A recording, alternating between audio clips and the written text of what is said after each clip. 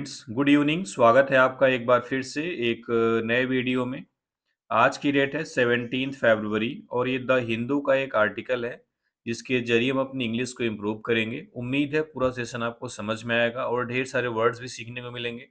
और ये news based है श्रीलंका बांग्लादेश में हुए इलेक्शन को लेकर के, ठीक है। तो चलिए स्टार्ट करते हैं इसकी हेडलाइन से। हेडलाइन है opposition set to test BNP's dominance. Opposition means क्या होता है? विपक्ष। सेट मीन्स होता है तैयार है, यानी विपक्ष तैयार है। टू टेस्ट यानी कि टेस्ट करने के लिए, चुनौती देने के लिए। बीएनपी's डोमिनेंस यानी बीएनपी के जो प्रभुत्व है, जो बीएनपी का दबदबा है, उसको चुनौती देने के लिए अपोजिशन क्या है? तैयार है। यहाँ पे इज हिडन है, ठीक है। यानी विपक्ष तैयार है बीएनपी's के प्रभुत्व को चुनौती देने के लिए। यहाँ पे जो टू टेस्ट है इसका मतलब चैलेंज से है, ठीक है। किससे है? चैलेंज से। क्लियर है।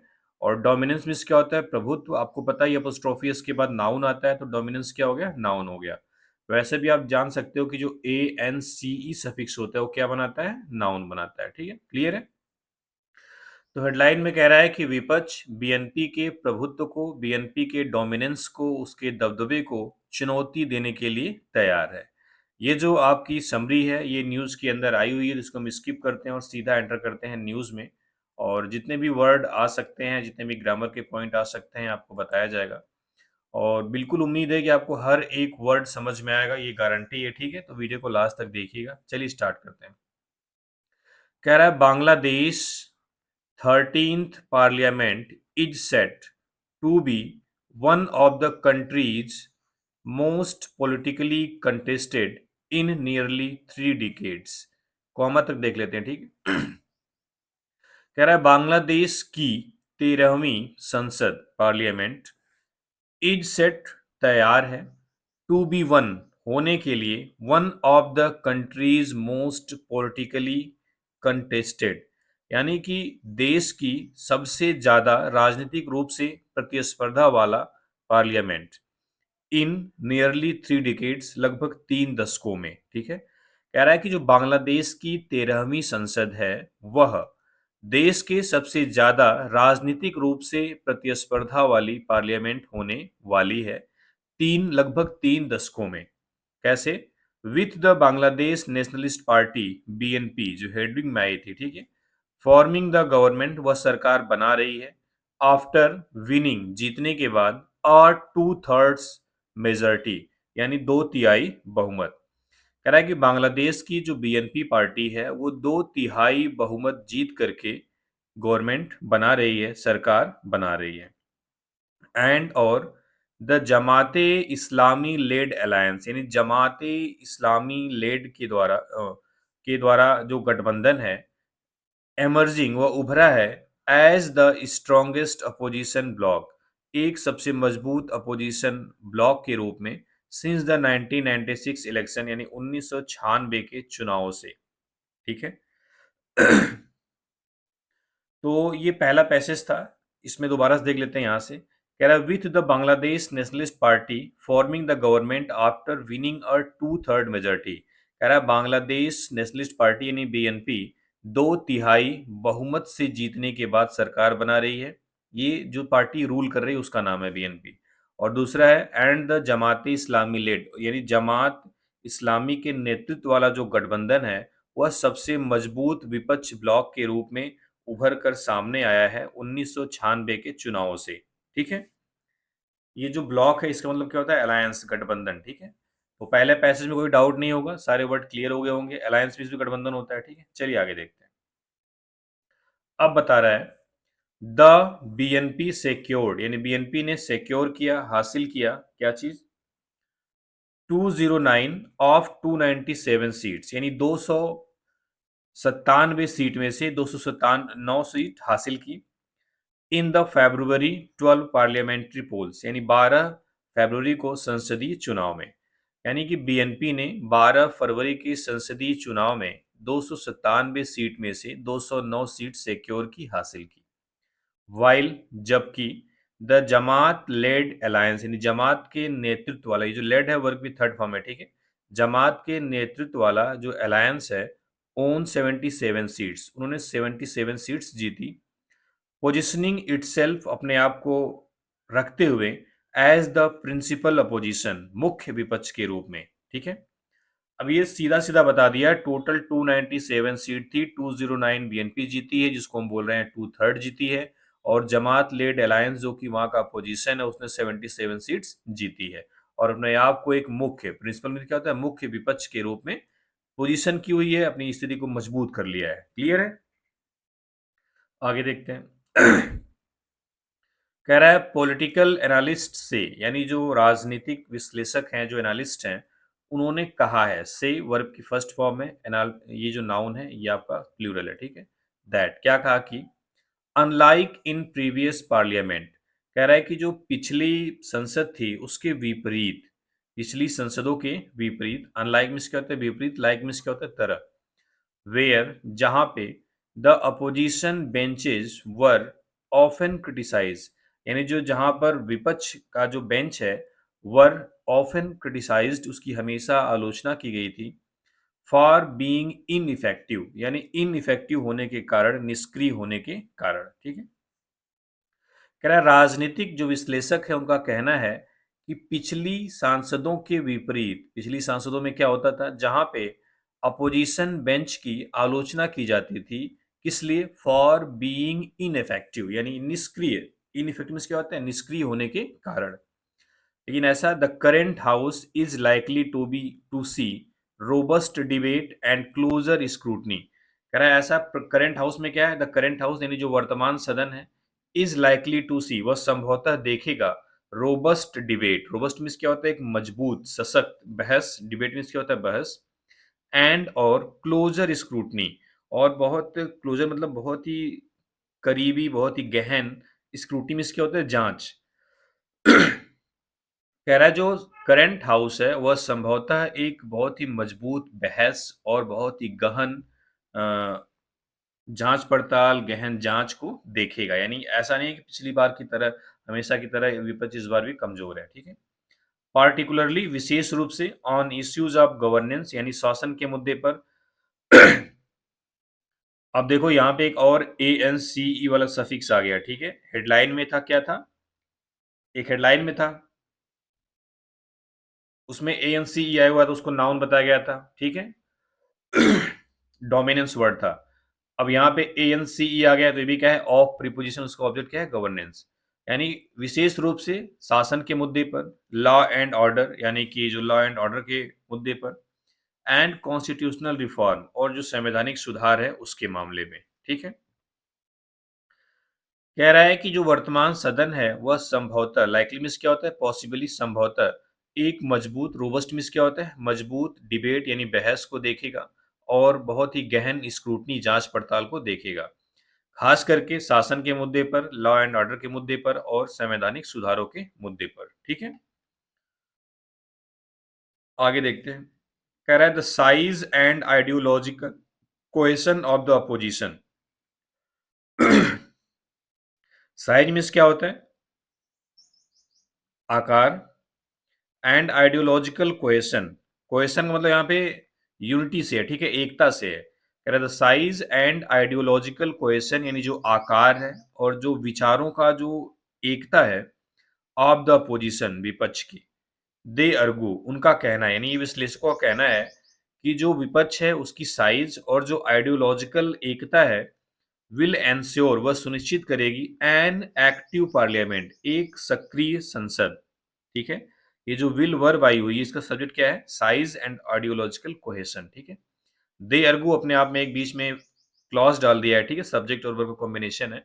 दे अर्गू यानी जो विश्लेषक है उनका कहना है, उनका तर्क है कि जो अपोजिशन की साइज है, यानी अपोजिशन एक बड़ी तादाद में 77 सीट के साथ, और जो उनकी आइडियोलॉजिकल कोहेशन है, यानी जो उनका विचारों में एकता है, वह एक एक्टिव पार्लियामेंट को सुनिश्चित करेगा, एक सक्रिय संसद को सुनिश्चित करेगा, ठीक है।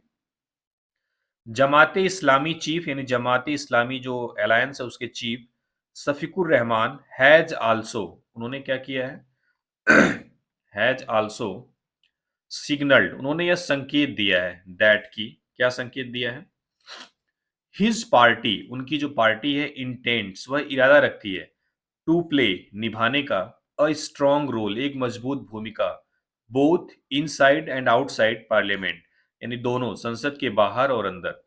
कह रहा है कि जो जमात इस्लामी पार्टी के जो चीफ हैं, जिनका नाम शफीकुर रहमान है, उन्होंने भी ये सिग्नल दिया है। क्या सिग्नल दिया है? कि उनकी पार्टी पार्लियामेंट यानी संसद के अंदर और बाहर एक मजबूत भूमिका निभाने का इरादा रखती है।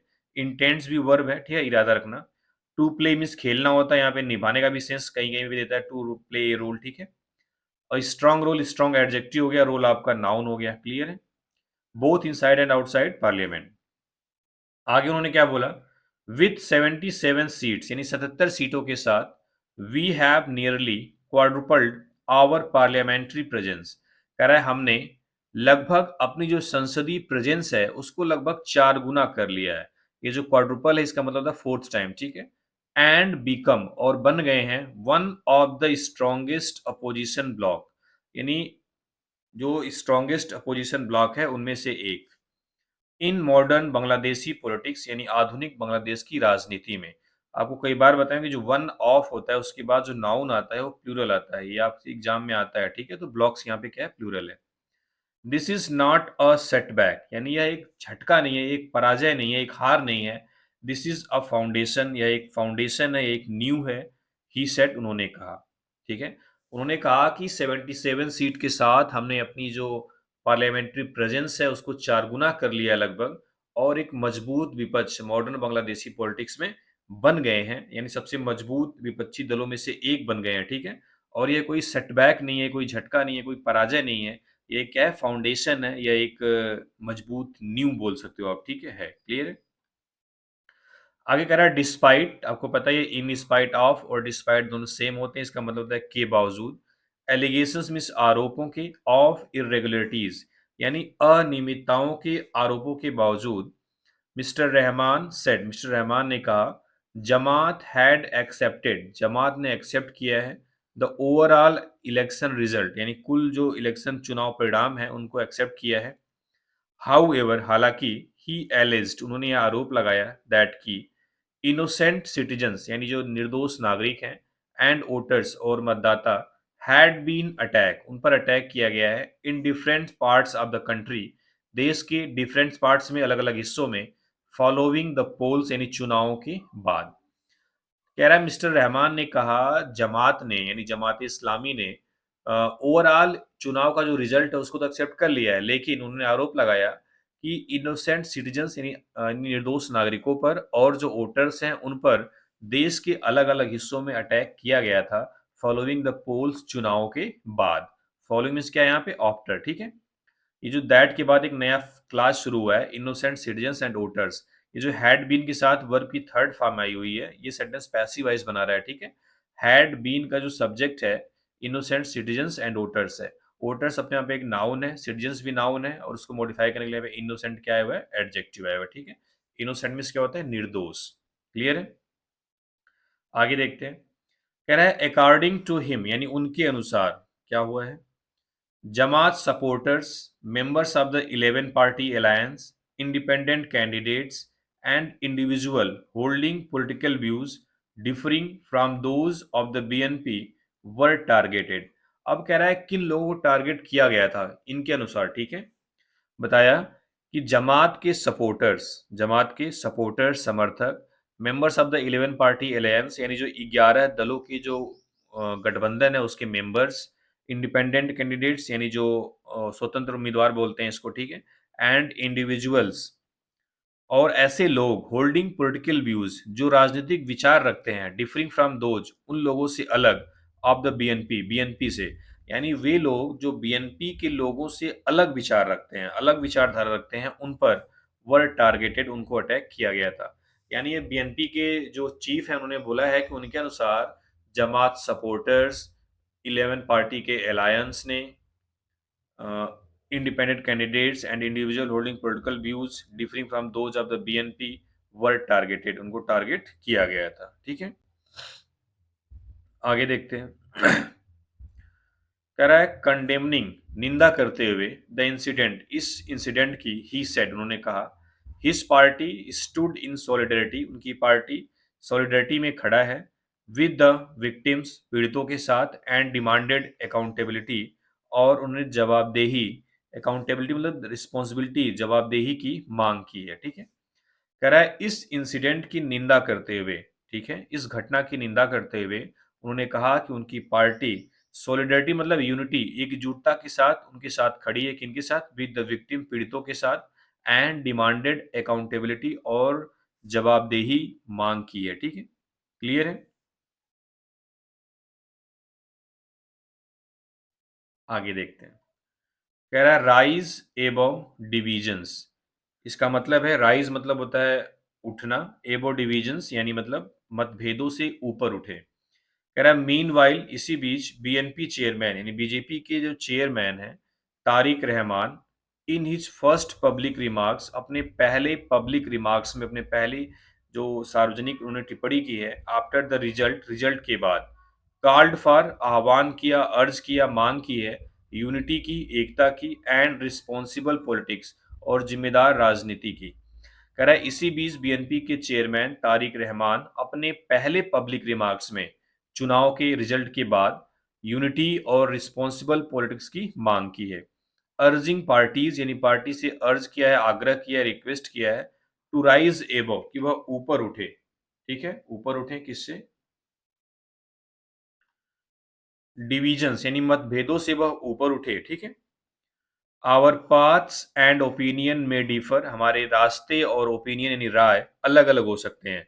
कह रहा है हमारे रास्ते और ओपिनियंस यानी हमारे जो विचार है, राय है, वो भले ही अलग अलग हो सकते हैं, but in the interest of the country, लेकिन देश के हित में, ये जो इंटरेस्ट है इसका मतलब हित होता है, वेलफेयर, ये नाउन है। ठीक है, but the interest of the country, लेकिन देश के हित में, वी मस्ट रिमेन यूनाइटेड, हमें यूनाइटेड रहना चाहिए, हमें संगठित रहना चाहिए। ठीक है, आई फर्मली बिलीव्ड, मैं बड़ी दृढ़ता के साथ यकीन करता हूँ, दैट की national unity is our collective strength, जो राष्ट्रीय यूनिटी है, जो राष्ट्रीय एकता है, वह हमारी कलेक्टिव स्ट्रेंथ है, वह हमारी सामूहिक शक्ति है। वाइल, जबकि डिवीजन इज आवर वीकनेस, यानी जो विभाजन है वह हमारी क्या है, कमजोरी है। क्लियर है। ही सेट, उन्होंने कहा, ये वर्ड थोड़े आसान आसान है, जिससे बहुत ज्यादा टाइम नहीं लगा रहा हूँ क्योंकि न्यूज थोड़ी सी लंबी है। ठीक है, इम्फेसाइजिंग यानी जोर देते हुए, पार्लियामेंट्री रिस्पॉन्सिबिलिटी यानी संसदीय जिम्मेदारी पर, यानी संसदीय जिम्मेदारी पर जोर देते हुए, ही एडेड, उन्होंने आगे कहा, दैट की democracy would take institutional shape, यानी जो लोकतंत्र है वह लेगा एक इंस्टीट्यूशनल यानी संस्थागत रूप, ओनली इफ, केवल तभी, बोथ द गवर्नमेंट, दोनों सरकारें, एंड बोथ यानी दोनों, सरकार और विपक्ष, यानी जब दोनों लोग यानी सरकार और विपक्ष प्लेड कंस्ट्रक्टिव रोल यानी रचनात्मक भूमिका निभाएंगे। उन्होंने कहा कि जो डेमोक्रेसी है वह तभी संस्थागत रूप लेगा जब दोनों लोग कौन, सरकार और विपक्ष, एक रचनात्मक रोल प्ले करेंगे, निभाएंगे। ठीक है, रोल्स यहाँ पे नाउन हो गया, कंस्ट्रक्टिव क्या हो गया आपका, एडजेक्टिव हो गया। कंस्ट्रक्टिव का मतलब होता है कोई ऐसी चीज जिससे किसी चीज की रचना हो, कंस्ट्रक्शन हो। ठीक है, ना कि बिगड़े। ठीक है, इसका एंटोनिम होता है डिस्ट्रक्टिव, विनाशकारी, आप समझ सकते हैं इसका मतलब क्या हो सकता है। ठीक है, अब आगे कह रहा है the transition to the new government, कह रहा है नई सरकार का जो परिवर्तन है, यानी जो नई सरकार का बनना है, is expected to proceed swiftly, वह शायद काफी तेजी से हो। ठीक है, कह रहा है कि द ट्रांजिशन में होता है परिवर्तन, transition to the new government यानी नई सरकार का बनना, नई सरकार में परिवर्तन आना, या सरकार में परिवर्तन आना, इज एक्सपेक्टेड, उम्मीद है, टू प्रोसीड, बढ़ने की, स्विफ्टली, तेजी से। इसका मतलब है जो नई सरकार के जो गठन, जो फॉर्मेशन है, उसके तेजी से बनने की क्या है, उम्मीद है। Cabinet secretary Sheikh Abdul Rashid said, cabinet secretary Sheikh Abdul Rashid ने कहा, प्रिपरेशन वर अंडरवे यानी तैयारियां जारी हैं, फॉर द स्वेरिंग इन यानी शपथ समारोह की, ऑफ द न्यू कैबिनेट, नए कैबिनेट के। उन्होंने कहा कि जो नया कैबिनेट है, जो नया मंत्रिमंडल है, उसके शपथ ग्रहण की तैयारियां क्या है, अंडरवे हैं यानी जारी हैं, चल रही हैं। ठीक है, द इलेक्शन मार्क्स यानी जो चुनाव है वह दिखाता है, दर्शाता है, क्या दिखाता है, the marks the end of the interim government यानी जो अंतरिम सरकार थी उसकी समाप्ति को दिखाता है, led by Nobel laureate Mohammad Yunus, जिसका नेतृत्व नोबेल लॉरेट मोहम्मद यूनुस कर रहे थे। ठीक है? कह रहा है कि ये जो क्या था? जो इलेक्शन है वह इस चीज़ को दिखाता है, किस चीज़ को? The end of the interim interim government, यानी जो अंतरिम सरकार के एंड को, उसकी समाप्ति को कौन-सी सरकार? जो led by Nobel laureate Mohammad Yunus, जिसे लीड कर रहे थे, जिसका नेतृत्व नोबेल पुरस्कार विजेता मोहम्मद यूनुस कर रहे थे। ठीक है?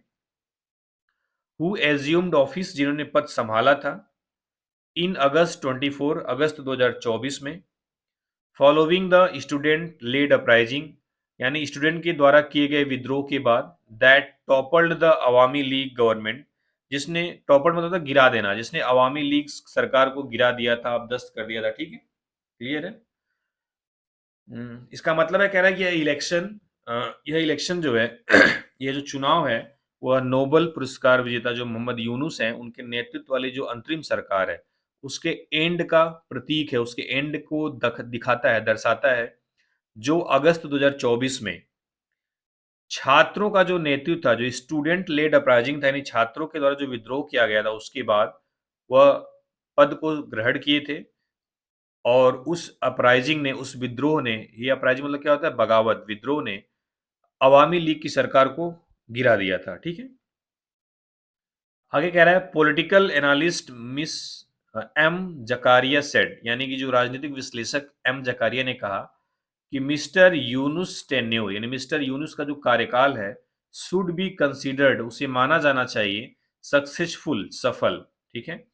In terms of democratic transition, यानी डेमोक्रेटिक ट्रांजिशन के रूप में, यानी लोकतांत्रिक परिवर्तन के रूप में उन्हें क्या सफल माना चाहिए? कह रहा है, पॉलिटिकल एनालिस्ट एम जकारिया ने कहा कि मिस्टर यूनुस का टेन्योर लोकतांत्रिक जो परिवर्तन है उसके शब्दों में या उसके कारण हमें उसे सक्सेसफुल माना जाना चाहिए। क्लियर है?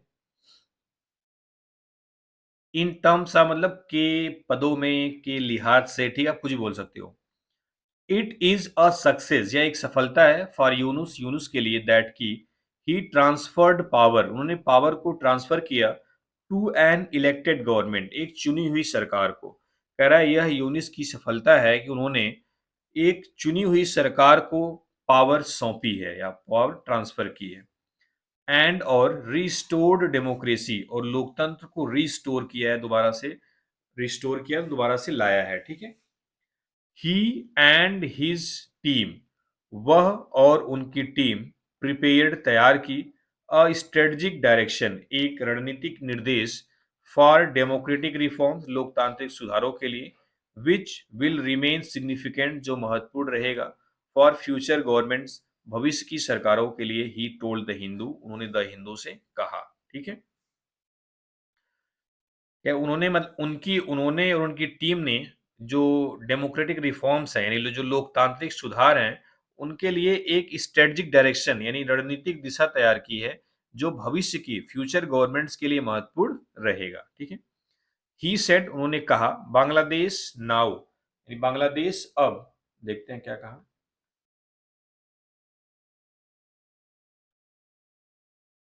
बांग्लादेश अब हैज द पोटेंशियल, उनके पास अब पोटेंशियल है, क्षमता है, किस चीज की? For a vibrant democratic ecosystem, यानी वाइब्रेंट मीन्स होता है सजीव, लिवली, ठीक है, लाइवली, एक लोकतांत्रिक पारिस्थितिक तंत्र विकसित करने की। ठीक है? With both and elected government, यानी उनके पास क्या है? दोनों चीजें हैं, इलेक्टेड गवर्नमेंट्स है एंड अ साइजेबल अपोजिशन, और एक बड़ा विपक्ष है। यार उनके पास अब जब एक चुनी हुई सरकार है और एक बड़ा विपक्ष है, तो उनके पास एक बढ़िया, एक मतलब जीवंत डेमोक्रेटिक इकोसिस्टम डेवलप करने की क्या है? पोटेंशियल है, क्षमता है। ठीक है? न्यूट्रलिटी ऑफ गवर्नमेंट, यानी सरकार की निष्क्रियता। न्यूट्रलिटी मीन्स क्या होती है? निष्क्रियता, तटस्थता, प्योर हिंदी होती है। कह रहा है देयर इज स्पेकुलेशन, यानी कि ऐसी उम्मीद है। स्पेकुलेशन मीन्स क्या होता है? उम्मीद, ये नाउन है। ठीक है? देयर इज स्पेकुलेशन, ऐसी उम्मीद है, दैट की, क्या उम्मीद है? सम मेंबर्स, यानी कुछ सदस्य, ऑफ द इंटरिम गवर्नमेंट, यानी अंतरिम सरकार के, ऐसी उम्मीद है कि अंतरिम सरकार के कुछ सदस्य माइट बी इंक्लूडेड, शामिल किए जा सकते हैं, in the new cabinet, new मंत्रिमंडल में। कह रहा है कि ऐसी पॉसिबिलिटी है, ऐसी उम्मीद है कि अंतरिम सरकार के कुछ सदस्य नए कैबिनेट में शामिल किए जा सकते हैं। एनालिस्ट यानी जो विश्लेषक है, हाउएवर हालांकि वर यूनानिमस, वह क्या थे? यूनानिमस थे, यानी उनका एक मत नहीं था। दैट की यूनानिमस मतलब एक मत होता है, ठीक है। दैट की member of the interim administration, यानी जो अंतरिम प्रशासन था उसका सदस्य, should join the BNP government, उसे बीएनपी गवर्नमेंट ज्वाइन करना चाहिए, ठीक है। कह रहा है कि हालांकि जो एनालिसिस्ट थे, जो विश्लेषक थे, उनका एक मत था कि कोई भी मेंबर इंटरिम गवर्नमेंट का या इंटरिम एडमिनिस्ट्रेशन का बीएनपी गवर्नमेंट ज्वाइन नहीं करना चाहिए, ठीक है।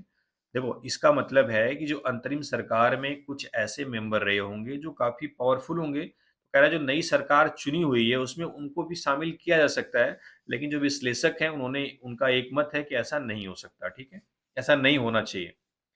कह रहा है राइटर एंड पॉलिटिकल एनालिस्ट, यानी राइटर और राजनीतिक विश्लेषक जी रिजाउल करीम रोनी सेड, उन्होंने कहा सच अ मूव, इस टाइप का जो स्टेप है, इस टाइप का जो मूव है, कदम है, वुड अंडरमाइन, कमजोर करेगा the neutrality of the interim government, यानी जो अंतरिम सरकार की न्यूट्रलिटी को, एंड क्रिएट, और क्रिएट करेगा इंटरनल, आंतरिक रिसेंटमेंट मीन्स नाराजगी, असंतोष with in the BNP, BNP के अंदर। कह रहा है कि इस टाइप का जो स्टेप होगा, अगर हम किसी भी इंटरिम गवर्नमेंट के मेंबर को शामिल करते हैं, तो इस टाइप का जो स्टेप है, जो मूव है, वह इंटरिम गवर्नमेंट की जो न्यूट्रलिटी थी उसको कमजोर करेगा और बीएनपी के अंदर एक आंतरिक नाराजगी क्रिएट करेगा, पैदा करेगा, ठीक है। रिसेंटमेंट मीन्स क्या हो गया? नाराजगी, ठीक है। आगे बोला nobody from the interim government, यानी अंतरिम सरकार का कोई भी member has the moral right, उसके पास मॉरल राइट नहीं है टू ज्वाइन, ज्वाइन करने का, दिस बीएनपी गवर्नमेंट, इस बीएनपी सरकार को। उन्होंने कहा कि अंतरिम सरकार के किसी भी सदस्य को इस जो बीएनपी गवर्नमेंट है इसमें शामिल होने का, इसको ज्वाइन करने का कोई भी मॉरल राइट नहीं है, ठीक है। मिस्टर रोनी सेड, मिस्टर रोनी ने कहा इट वुड बी अनजस्ट, यह अनजस्ट होगा, यह गलत होगा या अन्याय होगा। इट वुड बी अनजस्ट, यह अन्याय होगा, एंड वुड, और करेगा, डिस्ट्रॉय मीन्स नष्ट करेगा, द न्यूट्रलिटी, तटस्थता को, न्यूट्रलिटी को, दैट की the interim government was suppose to maintain, that मतलब यहाँ पे जो से है, जिसे से है, जिसे इंटरिम गवर्नमेंट को मेंटेन करना चाहिए था, ठीक है। यूनुस एंड अदर्स, यानी यूनुस और दूसरे, शुड रिटर्न, वापिस आने चाहिए, to their previous professional roles, अपने पिछले प्रोफेशनल रोल्स में। कह रहा है यूनुस को और उनकी जो टीम है, उनके जो दूसरे लोग थे, उनको अपने पिछले प्रोफेशनल रोल्स में वापिस आना चाहिए, ठीक है। आस्क्ड अबाउट, पूछे जाने पर, जमात रोल, जमात की भूमिका, एज द अपोजिशन, विपक्ष के रूप में, यानी विपक्ष के रूप में जमात की भूमिका के बारे में पूछे जाने पर मिस्टर रोनी सेड, मिस्टर रोनी ने कहा द पार्टीज पॉलिटिकल, यानी जो पार्टी पॉलिटिक्स है, जो पार्टी की राजनीति है, वो रिलाइड हैविली, वह काफी ज्यादा रिलाई है, डिपेंड है, आश्रित है, ऑन मोबिलाइजिंग मुस्लिम सेंटिमेंट, यानी जो मुस्लिम की भावनाएं हैं उनको मोबिलाइज करने में, उनको संगठित करने में, drawing a parallel to the Bharatiya Janata party strategy in India. कह रहा है कि एक समानता दिखाते हुए भारत में जैसे भारतीय जनता पार्टी की स्ट्रेटजी है उसको, ठीक है। कह रहा है और इसकी उन्होंने उसको पैरेलल दिखाया, तुलना की भारत में भारतीय जनता पार्टी की स्ट्रेटजी से, रणनीति से, ठीक है। कह रहा है ही अर्गूड, उन्होंने अर्गू किया दैट की द फियर्स ऑफ डेमोक्रेसी, यानी जो लोकतंत्र का डर है, backsliding had been mitigated by the BNP landslide victory. कह रहा है कि देखो ही अर्गूड, उन्होंने तर्क दिया दैट की fears of democratic backsliding, backslide मतलब होता है एक तरीके से ढहना, गिरना, ठीक है। तो कह रहा है जो डर था डेमोक्रेटिक बैकस्लाइड का, हैड बीन मिटिगेटेड, उसको कम कर दिया गया है, बाय द बीएनपीज लैंडस्लाइड विक्ट्री, यानी बीएनपी की भारी जीत से। यानी जो लोकतंत्र के गिरने का खतरा था वह बीएनपी की भारी जीत ने कम कर दिया है, मिटिगेट कर दिया है। मिटिगेट मीन्स होता है किसी चीज को कम कर देना, ठीक है। बट लेकिन सेट का द न्यू गवर्नमेंट, जो नई सरकार है, वुड नीड, उसे जरूरत पड़ेगी टू डील निपटने के लिए फर्मली मतलब मजबूती के साथ विद जमात जमात से टू एंश्योर डेमोक्रेटिक स्टेबिलिटी, लोकतांत्रिक स्टेबिलिटी को सुनिश्चित करने के लिए उसे जमात के साथ काफी मजबूती काफी दृढ़ता के साथ निपटना होगा। ठीक है, ये थी न्यूज। थोड़ा सा अभी रह गया है, इसको छोड़ देते हैं। ठीक है, इतना आप देखें, काफी लंबा हो जाएगा। ठीक है, तो आपको बोरिंग फील हो सकता है। इतना उम्मीद है समझ में आया होगा।